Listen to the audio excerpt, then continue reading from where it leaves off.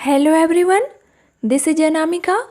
So guys, आज की video में मैं आपके लिए हिंदी पेडागोजी के कुछ सिलेक्टेड क्वेश्चन लेके आई हूँ जिसके आपके एग्जाम में आने के मैक्सिमम चांस हैं। सो गाइज, वीडियो को कंप्लीट जरूर देखें। तो चलिए स्टार्ट करते हैं हम अपनी आज की क्लास और चलते हैं पहले क्वेश्चन की तरफ।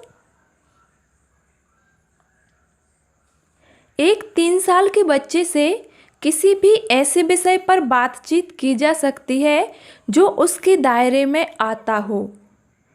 ऑप्शन है सामाजिक, भावनात्मक, सांस्कृतिक, संज्ञानात्मक। तो हमारा करेक्ट आंसर हो जाएगा ऑप्शन डी, संज्ञानात्मक। एक 3 साल के बच्चे से हम संज्ञानात्मक विषय पर बातचीत कर सकते हैं, जिस चीज़ के बारे में वह थोड़ा बहुत जानता हो। तो ऑप्शन डी हमारा करेक्ट आंसर हो जाएगा। चलिए नेक्स्ट क्वेश्चन।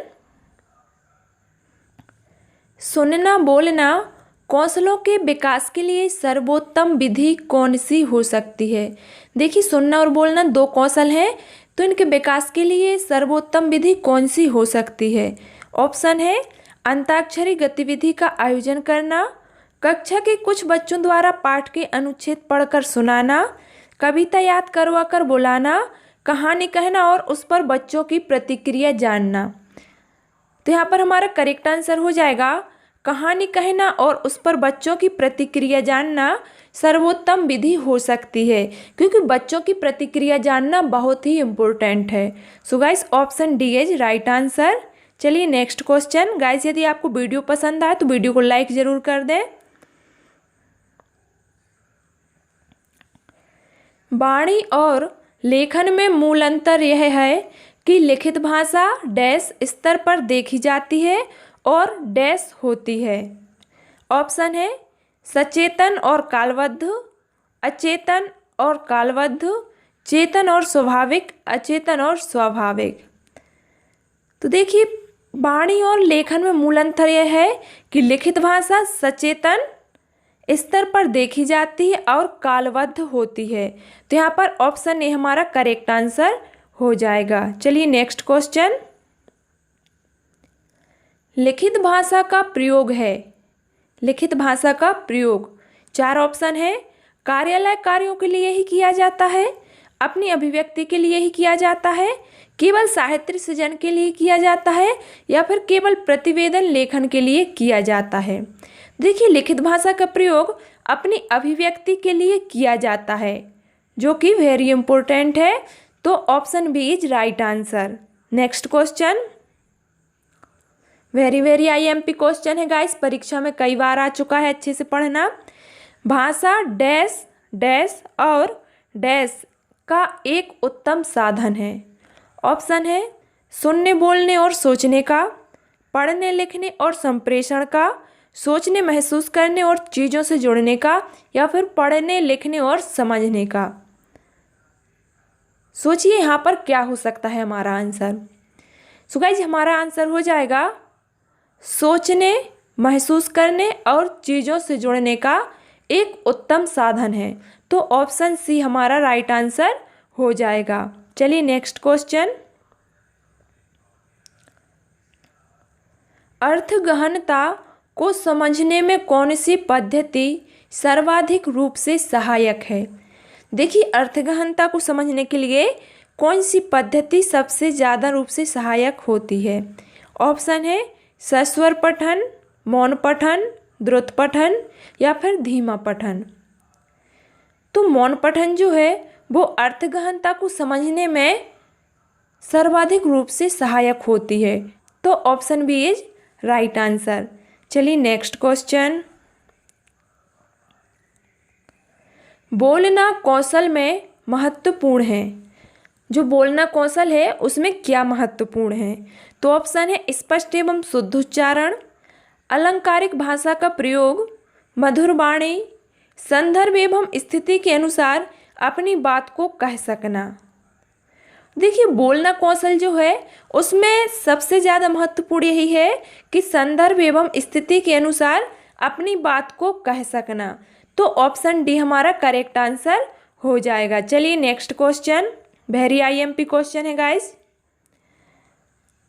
भाषा के अभिव्यक्तात्मक कौशल हैं। भाषा के अभिव्यक्तात्मक कौशल क्या हैं? 4 ऑप्शन है, बोलना और लिखना, सुनना और पढ़ना, पढ़ना और लिखना, सुनना और बोलना है। तो यहाँ पर हमारा करेक्ट आंसर हो जाएगा ऑप्शन ए, बोलना और लिखना, जहाँ अभिव्यक्ति होगी। और अभिव्यक्ति कहाँ होगी? जब बच्चा बोल रहा होगा और जब बच्चा लिख रहा होगा। तो यहाँ पर बोलना और लिखना हमारा बिल्कुल करेक्ट आंसर हो जाएगा। चलिए नेक्स्ट क्वेश्चन। लेखन कुशलता का विकास करने में सबसे कम महत्वपूर्ण है। ऑप्शन है प्रतिलिपि, अधूरी कहानी को पूरा करना, कहानी कविता आदि का रचनात्मक लेखन, या फिर आंखों देखी घटना को लिखना। तो लेखन कुशलता का विकास करने में सबसे कम महत्वपूर्ण है प्रतिलिपि, फोटोकॉपी। तो option A is right answer. Next, वाणी डैश होती है और लिखित भाषा की तुलना में काफ़ी तेजी से बदलती रहती है। ऑप्शन है स्थिर, अस्थायी, स्थायी, गौण। यहाँ पर गलत लिखा हुआ है, तो हमारा करेक्ट आंसर हो जाएगा ऑप्शन बी, अस्थायी। ठीक है, वाणी अस्थायी होती है और लिखित भाषा की तुलना में काफ़ी तेजी से बदलती रहती है। तो option B is right answer. चलिए नेक्स्ट क्वेश्चन। उच्च प्राथमिक स्तर पर भाषा शिक्षण का एक महत्वपूर्ण उद्देश्य है। जो उच्च प्राथमिक स्तर होता है उस पर भाषा शिक्षण का महत्वपूर्ण उद्देश्य। तो ऑप्शन है साहित्यिक विधाओं में रचना करना, भाषा के व्याकरण को कंठस्थ करना, भाषा की नियमबद्ध प्रकृति को पहचानना, या फिर भाषा के अलंकारिक रूप को पहचानना। तो उच्च प्राथमिक स्तर पर भाषा शिक्षण का एक महत्वपूर्ण उद्देश्य यही है कि भाषा की नियमबद्ध प्रकृति को पहचानना। ठीक है, याद रखना, भाषा की नियमबद्ध प्रकृति को पहचानना। Option C is right answer. Next question बहुत ही सरल है। आगमन विधि में हम बढ़ते हैं उदाहरणों से नियमों की ओर, नियमों से उदाहरण की ओर, भाषा से व्याकरण की ओर, या फिर व्याकरण से भाषा की ओर। तो देखिए, आगमन विधि में हम उदाहरणों से नियम की ओर बढ़ते हैं। तो ऑप्शन ए हमारा करेक्ट आंसर हो जाएगा। याद रखना, आगमन विधि में हम उदाहरण से नियम की ओर बढ़ते हैं। चलिए नेक्स्ट क्वेश्चन।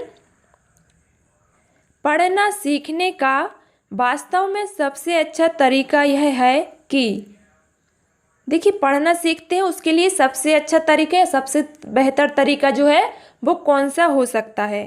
तो आपके ऑप्शन है, बच्चे चित्र के साथ अनुमान लगाना सीख जाएंगे, बिना मात्रा वाले शब्दों की वर्तनी बता सकेंगे, सबसे पहले वर्ण की पहचान करना सीखेंगे, 12 खड़ी अच्छी तरह से याद करेंगे। तो देखिए, पढ़ना सीखने का वास्तव में सबसे अच्छा तरीका यह है कि सबसे पहले वर्ण की पहचान करना सीखेंगे, क्योंकि बिना वर्ण की पहचान के कुछ भी नहीं सीख सकते हैं। तो ऑप्शन सी हमारा करेक्ट आंसर हो जाएगा। सबसे पहले वर्ण की पहचान करना सीखेंगे, यह सबसे अच्छा या बेहतर तरीका होगा। Next question. बच्चों की भाषाई प्रगति का निरंतर आकलन और लेखन पोर्टफोलियो के रूप में होना चाहिए, क्योंकि यह शिक्षकों को व्यस्त रखने का एक साधन है, यह साक्षी को सुरक्षित रखने का एकमात्र साधन है, यह बच्चों की तुलना करने में मदद करता है, यह क्रमिक प्रगति को बताता है। देखिए, यहाँ पर हमारा करेक्ट आंसर हो जाएगा ऑप्शन डी, क्योंकि यह क्रमिक प्रगति को बताता है। याद रखना guys, option D is right answer. Last, गृहमयात्मक कौशलों में शामिल हैं। ऑप्शन है सुनना, पढ़ना, पढ़ना और लिखना, सुनना और बोलना, या फिर बोलना और लिखना। तो देखिए, गृहमयात्मक कौशलों में सुनना और पढ़ना शामिल है। ठीक है, सुनना और पढ़ना ये दोनों शामिल हैं। तो यहाँ पर हमारा ऑप्शन है करेक्ट आंसर हो जाएगा। सो गाइज आज की वीडियो में मैंने इतने ही क्वेश्चन इंक्लूड किए थे जो कि आपको वीडियो के माध्यम से बता दिए हैं। यदि आपको वीडियो अच्छा लगा हो तो वीडियो को लाइक कर दें और इसी तरह के नए नए वीडियो पाने के लिए चैनल को सब्सक्राइब जरूर कर लें। Thanks to watching this video. मिलते हैं नेक्स्ट क्लास में।